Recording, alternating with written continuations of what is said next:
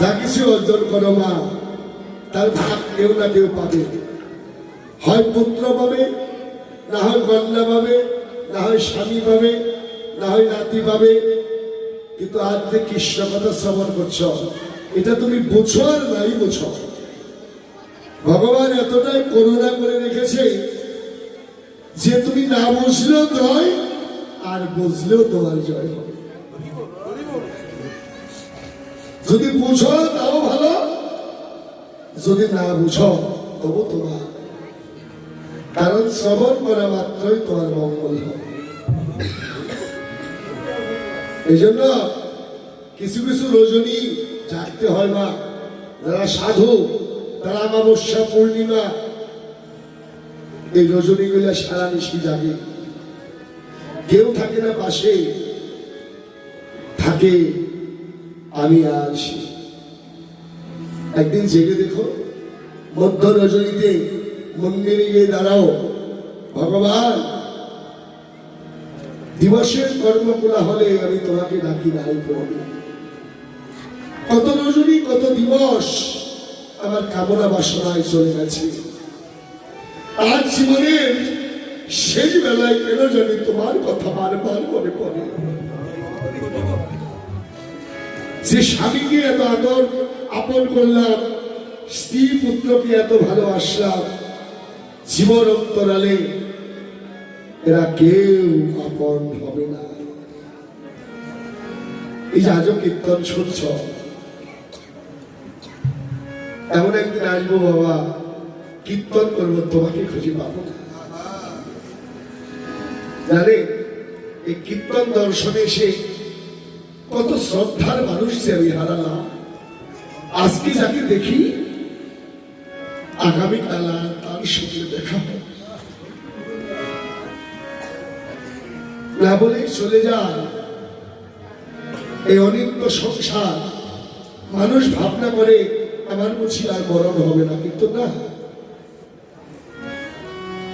যেদিন থেকে জন্ম নিয়েছ সেদিন থেকে তোমার মৃত্যু লেখা হয়েছে।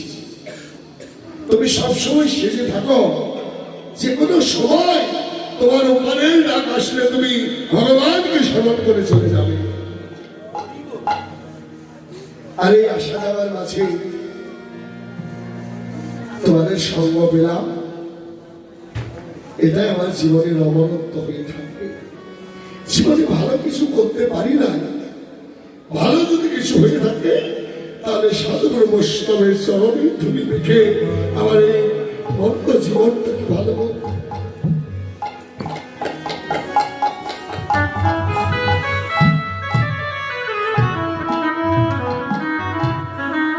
এদেশের ভালোবাসা সব রেডিমেড মা। স্বামী স্ত্রীকে ফেলে চলে যায়, যাওয়ার সময় বলেও যায় না ওগো তোমার কি পরিণাম হবে। স্ত্রী স্বামীকে ফেলে চলে যায়, যাওয়ার সময় বলার অপেক্ষা করে না। এটা কি ভালোবাসা বলে? ভালোবাসা তো মরণ হয় না, অনন্তকাল টিকে থাকে। তাহলে যেটাকে আমরা ভালোবাসা বলি, এটা ভালোবাসা নয়, এটা কামনার জগৎ। কাম চরিতার্থ হলেই স্বামী তোমাকে ফেলে দিবে। যেদিন তোমার সমস্ত যৌবন হারিয়ে যাবে, সেদিন শুধু মরুভূমি। মরুভূমিতে জল ঢাললে যেমন জল শুকিয়ে যায়, তেমনি তোমার হৃদয়ের সমস্ত ভালোবাসা সেদিন নষ্ট হয়ে যাবে। একমাত্র সম্বল হবে এই মধুমাখা কৃষ্ণ নাম।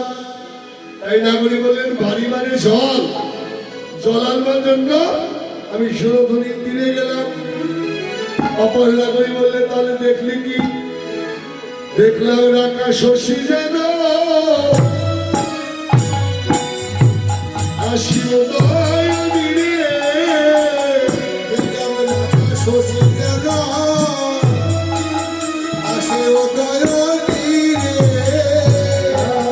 দেখলাম রাখা শশী যেন আসি উদয় তীরে। উদয় হয়েছে, উদয় হয়েছে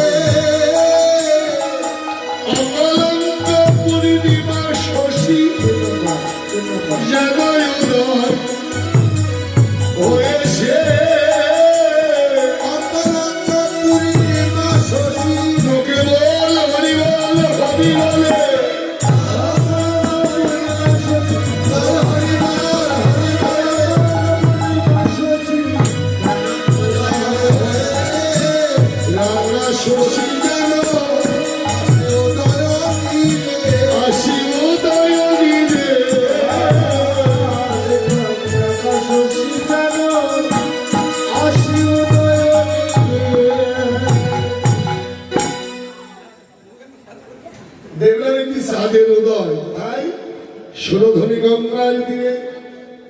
ওই যে নদী গঙ্গা, ও গঙ্গায় নয়, আরেকটি গঙ্গা আছে তোমার, এটা হলো সুরধনী গঙ্গা। এই তীরেই, এই নীরেই গৌর বিহার করে। অকলঙ্ক চাঁদ। বললেন কেন রে, চাঁদের তো কলঙ্ক আছে।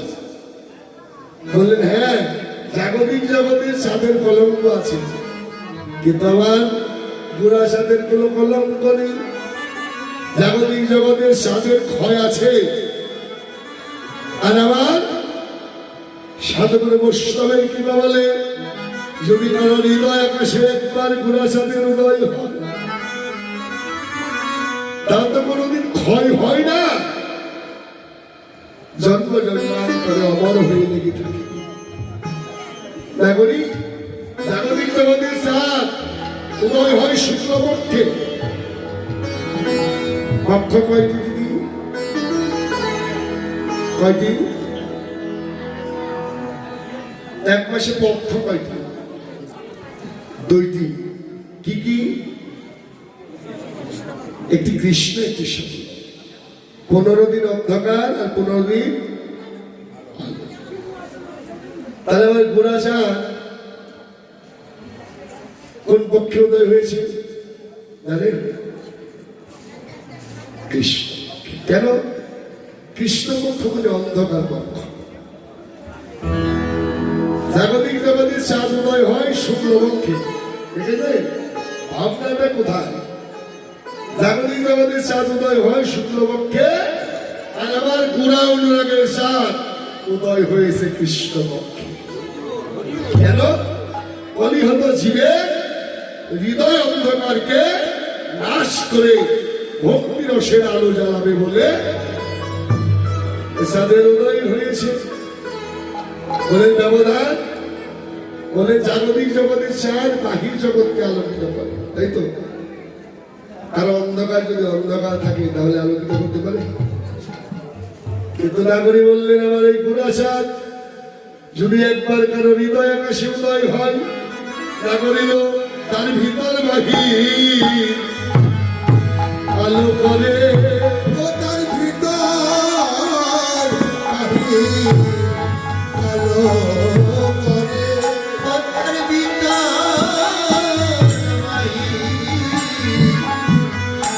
আলো করে। অনুরাগের ঘরে ও সদয় হলে তার ভিতর বাহির আলো করে। অনুরাগের ঘরে চাঁদুদয় হলে তার ভিতর বাহির আলো করে।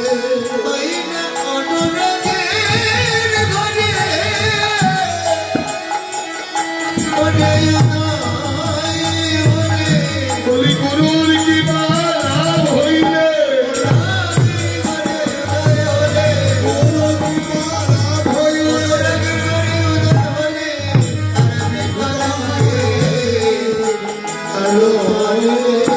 আকাশ শশীরে উদয় নীরে,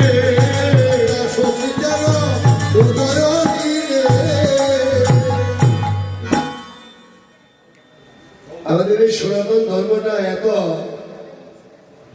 এত মধু, কিন্তু আমরা তাকে জানতে চাই না। আমাদের এই মধ্যযুগের কীর্তনে কাকা প্রায় 2000 কবি, এর মধ্যে আবার মুসলমান কবিও আছে কয়েক।